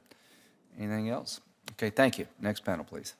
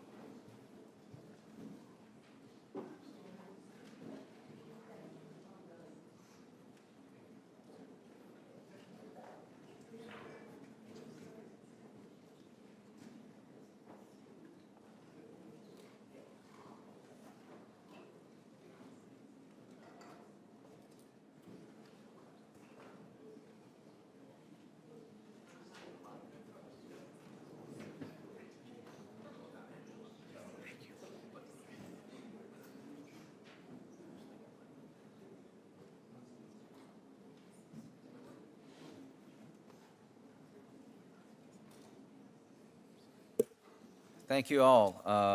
On this panel, we have Adam Klein, Chairman and member of the Privacy and Civil Liberties Oversight Board, Jamal Jaffer, is that right? Founder and Executive Director, National Security Institute, Anthony Scalia School of Law, George Mason University, Elizabeth Goitin, Co-Director, Liberty and National Security Program, Brennan Center for Justice. Mr. Klein. Thank you, Mr. Chairman and Ranking Member Feinstein. I'm happy to be here to testify today. My name is We've got to Adam. vote at 12. If you can kind of, keep it a couple of minutes, that'd be great. We can look at your written testimony. I'm going to revise my statement downward as I go. I'm chairman of the Privacy and Civil Liberties Oversight Board, which is an independent, bipartisan executive branch agency dedicated to ensuring that efforts to protect against terrorism are balanced with the need to protect privacy and civil liberties. I just want to mention that my remarks today are in my individual official capacity as chairman and do not necessarily reflect the views of my 4 other bipartisan colleagues. We've talked a great deal today already about the contours and origins of the CDR program, so I'm going to skip recapitulating some of those things, which I think are already well known. And I'll talk about what our board has been doing on this program and what information we can provide to the committee. In advance of the upcoming reauthorization deadline, our board has reviewed NSA's collection of call detail records under the USA Freedom Act. That investigation involved months of fact-finding by our expert staff and by our bipartisan group of board members. We also held a public forum to receive outside views on the program. Recently, we submitted a draft report to the intelligence community for accuracy and classification review. That draft contains a comprehensive account of the technical and operational issues that occurred during the program's life. I'd like to thank our staff for their many months of hard work on the report. Now, at present, that document remains classified, but we are prepared to brief any senators and your staff at any time, including immediately after this hearing, in an appropriately secured setting on the details, which I think will answer many of the factual questions that have come up here today. And we certainly understand the committee's desire to receive that important information. I am also cleared to provide a few top-line conclusions at an unclassified level based on my knowledge of the facts that we found in our review. We found no malfeasance or abuse of this authority, nor did we find any instance in which government officials intentionally sought records that were prohibited under the statute. We looked and we found no evidence that NSA received any of the prohibited categories of information under the statute. And as a reminder, those prohibited categories would include the content of calls, the names or addresses of subscribers, financial information, cell site location information, or GPS coordinates. We also looked at the operational use of this program in great detail, and as I said, we're prepared to answer many of the questions that have been raised today about the operational use of the authority in a classified setting. As everyone knows, NSA chose to suspend the program after considering its relative intelligence value against other factors. And I can say my view, based on the facts that we reviewed, and again in great detail, that decision was well supported by the available evidence. We also looked at the compliance concerns and data integrity concerns that led NSA to delete data and eventually influenced its decision to suspend the program. Our review of the facts surrounding those incidents confirmed that those challenges were inadvertent and were not willful. I also think it's important to note that when NSA received information that raised questions about the scope of what it was allowed to collect under the statute, the agency chose to follow a narrower understanding of its authority under the Act rather than a more expansive interpretation that would have given it greater leeway. And we are happy to provide the details supporting that judgment in a classified setting, either immediately after this hearing or at any time that would be convenient for senators or staff members. We hope that the review process on our work will proceed swiftly so that an unclassified report can be provided to the public at some point, and hopefully potentially a classified document to the committee and the Congress as quickly as possible. We are grateful to the intelligence community officials who have been working hard to respond to our many investigative requests and are assisting with that review process. Thank you again for the invitation, and I look forward to answering your questions. Thank you. Chairman Graham, Ranking Member Feinstein, and members of the committee, thank you for having me here today. Today, obviously, we're facing a significant challenge. We're 40 days out from the reauthorization of the USA Freedom Act. If Congress doesn't act in the next 40 days, all of these authorities will go back to the pre-9/11 state of these authorities. That means that our ability to collect information through the 215 program, the Lone Wolf program, which has not been utilized, and the roving authority will go away, as will the CDR program and all the other benefits that came with the CDR program, the various privacy and civil liberties oversight enhancing measures that were put into the USA Freedom Act. So clearly Congress needs to act in the next 40 days and take some action to reauthorize some of these provisions and make the modifications necessary. Now, as you've already heard today about the relative value of and the potential value of lone wolf and roving, it seems like there's a little debate about that, and it seems like those seem like a sensible thing to reauthorize. As does 215, the base program of 215, where the government is able to obtain a variety of records well beyond what the original version of that authority provided prior to 9/11. So those seem relatively non-controversial, and given that they've been relatively non-controversial, there's no evidence of any misuse or abuse of those programs in the last 18 years since they've been around, roughly, with the exception of Lone Wolf, which has been around a little bit less time.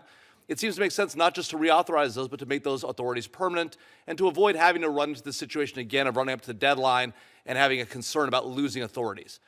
Then we come to the final authority, the CDR, which has been the topic of much of the discussion today at the committee, and reasonably so. It was the issue in the 215 program that generated the USA Freedom Act, that generated the debate that we had, and ultimately led to the changes that were made in the program. And so the question is, why reauthorize the program if, in fact, NSA has chosen to deauthorize the program and is no longer using it? It's an interesting and important question. Today, the threat we face from terrorism feels more distant than it did on 9/11 and the immediate aftermath of those attacks. It feels even more distant than it did from the days we saw of other terrorist attacks that were happening with some regularity or attempted terrorist attacks in the United States. We've put terrorists on the run for the past 20 years by fighting them overseas. And yet they continue to be committed to attacking us both here at home and attacking our allies abroad and attacking Americans wherever they are. Those threats are clear. The DNI has repeatedly indicated that ISIS remains strong regardless of the fact that we have taken away their territorial habitat in Syria and Iraq. We know that ISIS's leader is gone today, thanks to the good work of our law enforcement, our intelligence, and our military communities, and yet they remain committed to attacking us here at home, as does al-Qaeda. It's important to remember that al-Qaeda remains a serious threat to us too. And let's not forget about the threat that Iran and its terrorist proxies pose this nation. We have gotten tougher with Iran in the last 2.5 years, and they remain committed, and they've begun to attack us and our allies overseas. We've seen the attacks against U.S. drones. We've seen the attacks against Saudi Aramco, and we've seen additional threats by Iran against the United States. So the threat of terrorism, whether through Iranian proxies, directly through al-Qaeda, or directly through ISIS, remains strong. So the question then becomes, what do we do about a tool that we might utilize but isn't being utilized today? Do we take it off the table and remove it from the toolkit that our operators might need on the day when they find a threat? Or do we look at it carefully, ask them to come back to us and tell us, if you're going to use it, let us know. Let us know how you're going to comply with the law. It strikes me that the right approach to this problem is to at least leave the authority available for operators to use. It's been modified significantly from what it was. The huge privacy liberties concerns that were raised during the debate over 215 have now been addressed. There are still questions about the breadth and the scope of the collection and the collection that takes place even when you have a single individual, yet those things can be addressed through careful oversight that this committee conducts and continues to conduct.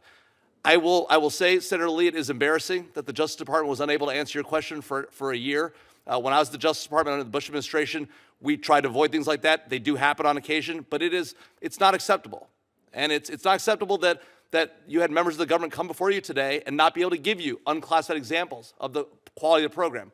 We know that the Justice Department has given us previously about a dozen unclassified examples of the use of 215. This is prior to the USA Freedom change. And some of those are credible. They demonstrate examples. None of them are the silver bullet. But you're never going to get a silver bullet in this type of collection.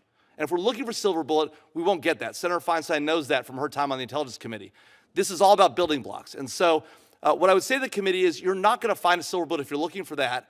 But at the same time, it is very dangerous. And it would be a mistake, I think, to take a tool off the table at a time when the terrorist threat remains high and substantive. Thank you. Chairman Graham, Ranking Member Feinstein, and members of the committee, thank you very much for this opportunity to testify. The USA Freedom Act was the most significant surveillance reform in nearly 40 years. It was also a compromise and an experiment. Several reforms that were included in earlier versions of the bill were dropped or weakened in order to obtain the administration's support. Moreover, the mechanism that Congress innovated to try to prohibit bulk collection, the use of the so-called specific selection term, or SST, was a bit of a gamble. The definition of SST was left open-ended, which raised some concerns that in practice it might allow collection that was, if not bulk collection, at least bulky collection. The law has now been in operation for 4 years, and thanks to its transparency provisions, we have some insight into how it's working. The bottom line is that the law is not fully serving its intended purposes. Most obviously, the new phone records program established by USA Freedom is a failure. And I won't go into it because I'm trying to go a little bit faster, and we've talked about it quite a bit. But I will say this idea that an authority might be useful and might be compliant with the law in the future is an argument for giving the government unlimited authority, because you never know when authorities might be useful in the future. It is clearly time for Congress to pull this plug on this non-compliant and ineffective program. In addition, the government's statistical reports show that the SST mechanism is not working as Congress had hoped. Under each authority, including Section 215, also the pen register, trap and trace, and national security letters, the number of unique, not national security letters, the number of unique identifiers captured is orders of magnitude greater than the number of actual targets. What this suggests is that the government is choosing targets and/or SSTs that encompass hundreds or thousands of people. such as large companies or IP addresses that cover large networks of people. In doing so, the government is inevitably going to be sweeping in large amounts of information that has no relevance to any authorized investigation. That's the definition of bulky collection. Furthermore, since 2015, several FISA court opinions have been disclosed showing systemic noncompliance by the government with the limits, the all-important limits that are in place to protect Americans' privacy and their constitutional rights.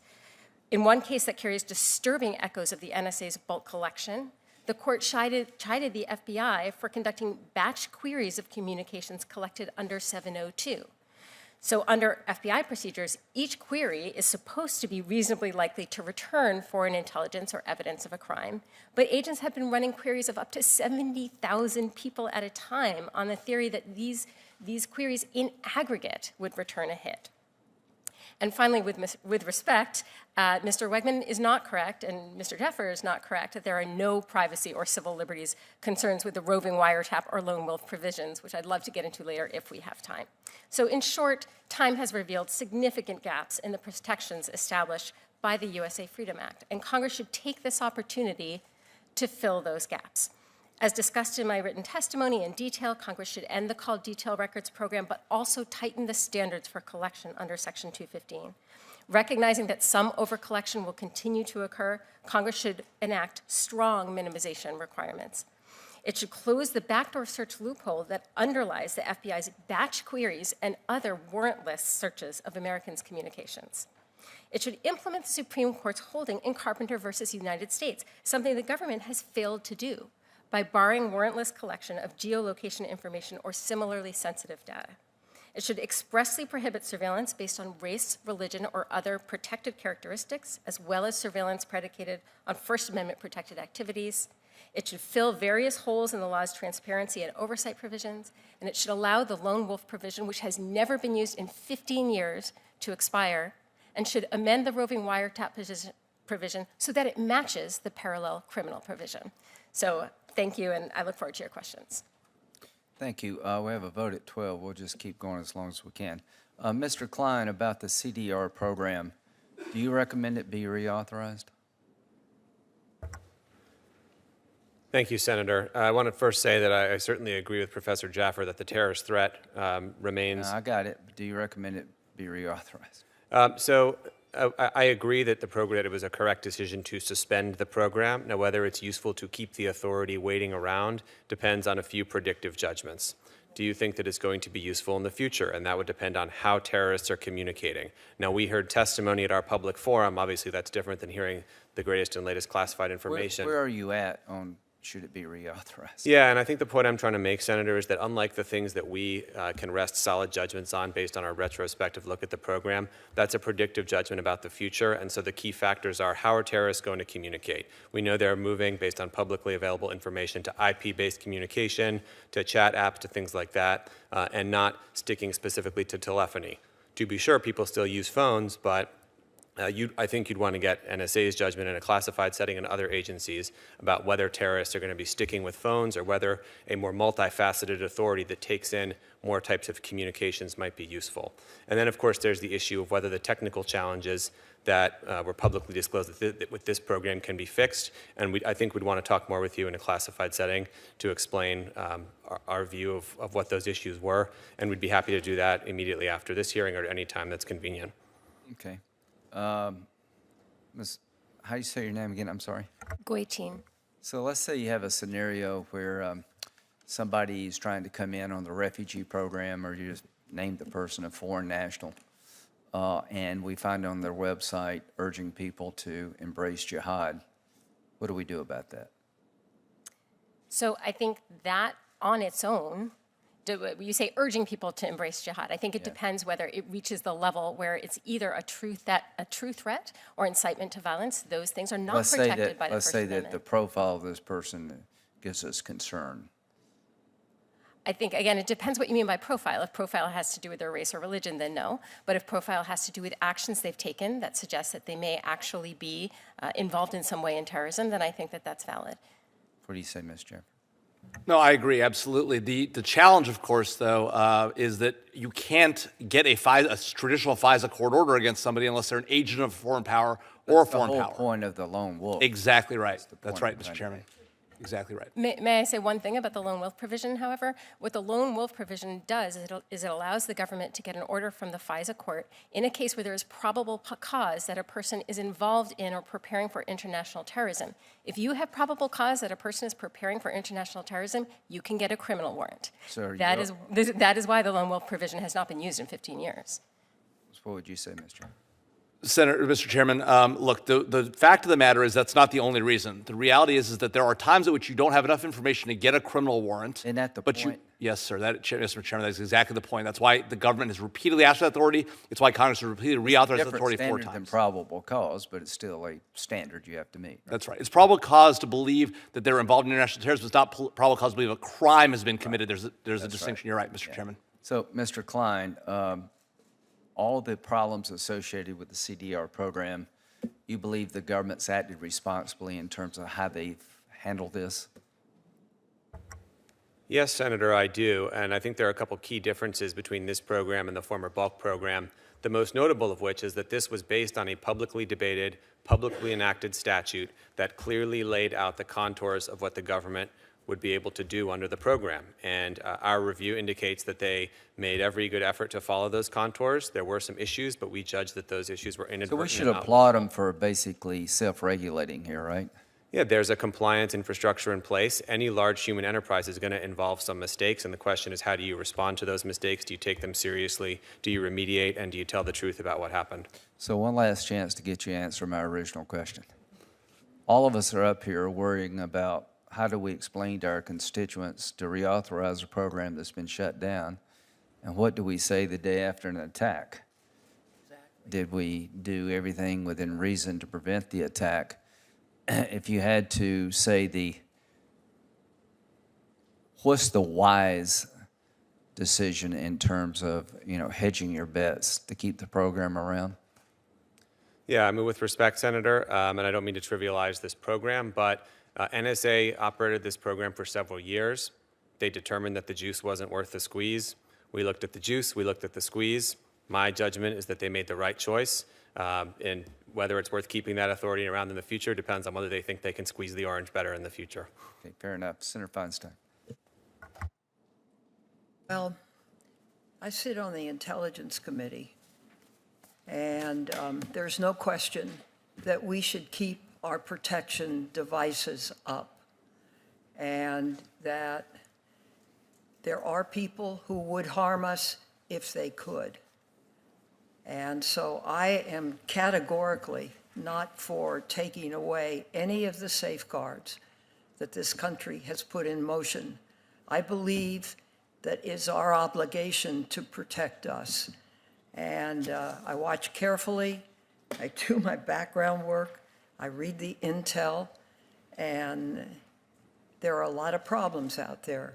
And the question I have is, how do we keep them from hurting this country? And I view that as my directive for my California constituents. So I am not for canceling out any program that exists. How we run it better? Yes. How we run it more efficiently? That's fine. But to begin to remove these now, with all that I know is going on in the world, I'm not going to be a vote to do so. I just want to make that clear. Thank you, and Senator Lee. But can you sort of split this thing up? And from my view, the three authorities, the roving, wiretap, all make sense to me. It's just the CDR program seems to not have lived up to our hopes and expectations. I guess you could permanently reauthorize 3 and make a separate decision on the other, conditional, 2 years from now. I don't know, Senator Lee, what you'd be in the market for, but to not reauthorize it permanently, but give it another chance. I don't know if that makes sense to you, but Senator Lee. Thank you very much. Mr. Klein, let's start with you. In your prepared testimony, you referred to a recommendation made by PCLOB in your 2014 report, which was really good, by the way. And we, in response to that, we added language to the USA Freedom Act, a section requiring a FISA court to select amicus curiae, to be able to present arguments in certain cases where there's an order that's necessarily going to involve a novel or significant interpretation of the law, as determined by the court, of course. In your view, does the FISA court utilize this provision as often as it should? That was a recommendation made by my predecessors, but I strongly agree with it. I think it's absolutely essential to increasing the public credibility of the court, which after all is staffed by real Article III federal district court judges. And so it should be credible, but of course we also have the adversarial process in our normal courts, and we all assume, and I think we all agree, that that improves the quality of decision making. If you look at the public reports that are coming out about the number of amicus appointments, you will see an upward trend, and so I think that's a good thing.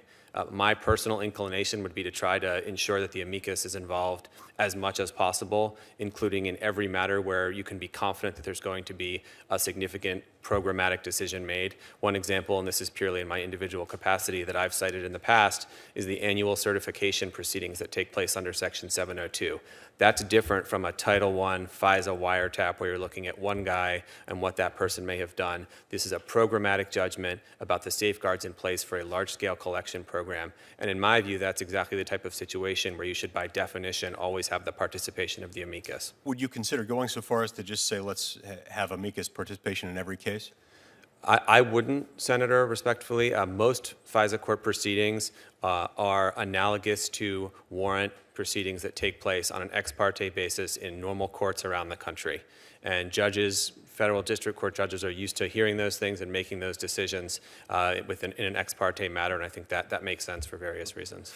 I suppose some of the concern underlying what you're describing could be addressed by providing a carve-out for cases involving an emergency, but I suppose that's a different question.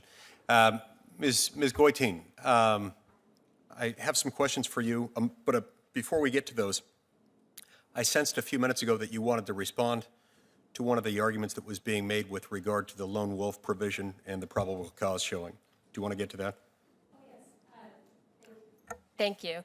Yes, I just wanted to make sure that we understood that we were, in fact, talking about a probable cause standard. It's not lower than probable cause, and that we were talking about probable cause that a person is preparing for or engaged in acts of international terrorism. And if you look up the definition of international terrorism, it's pretty much what you might think. So the notion that somehow that would not be enough to get a criminal warrant, first of all, doesn't make a lot of sense on its face, and second of all, isn't borne out by the record. Right. It's not that it's not that the government hasn't been getting the information it needs, it's that it's been getting that information through other means because the lone wolf provision isn't necessary. Right, and it's not necessary if it is at least as difficult as, but without the precedential track record of other mechanisms already available. Is that what you're saying?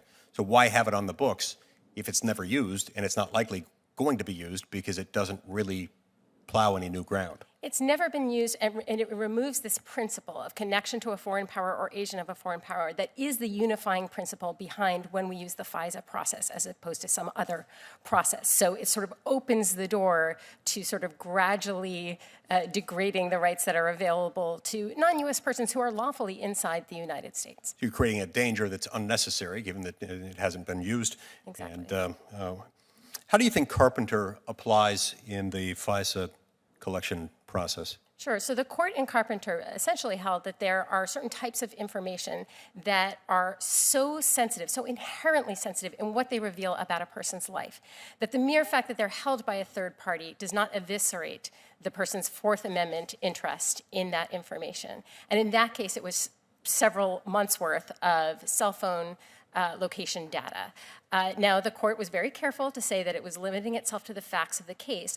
It said that this would not apply to, quote, other techniques that are used in the foreign intelligence and national security areas. But if, in fact, Section 215 is being used to collect cell site location information, that is not another technique. That is the same technique. So I think Carpenter would apply there. And while the court is not responsible for applying its general principles to cases that aren't in front of it, Congress can't avoid that, right? And the government can't avoid that. You need to figure out how, before reauthorizing this legislation, how you think Carpenter would apply to some of the other technologies and some of the other information that we know that the government is almost certainly obtaining through Section 215 orders. There are certainly other types of information, other ways of obtaining geolocation data, or other types of information that are similarly sensitive in what they reveal about a person's life, where the logic of Carpenter would absolutely hold.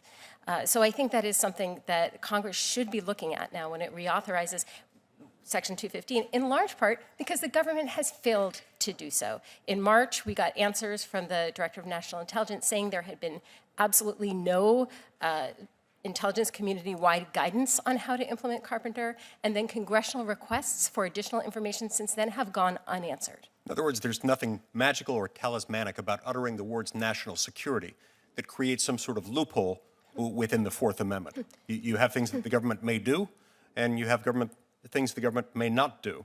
But that doesn't turn on whether you utter the words national security or put it in the context of a foreign intelligence investigation. That's certainly correct with respect to domestic national security, and for foreign intelligence, Congress has in the past made the decision that the protection of a warrant or something like a warrant, a FISA court order, should apply when extremely sensitive information is at stake. Thank you. Thank you. This has been a great hearing. We'll do a classified follow-on about the program and just end with this thought. There's a difference between fighting crime and fighting a war, and I think I understand the difference. And we're going to preserve the tools necessary to hit the enemy before they hit us within our constitutional democracy, but there's a fundamental difference here between trying to prosecute an individual and prevent an attack on our country, and I think that's what this is all about. So we'll have a classified hearing, then we'll talk about what to do next. Thank you all.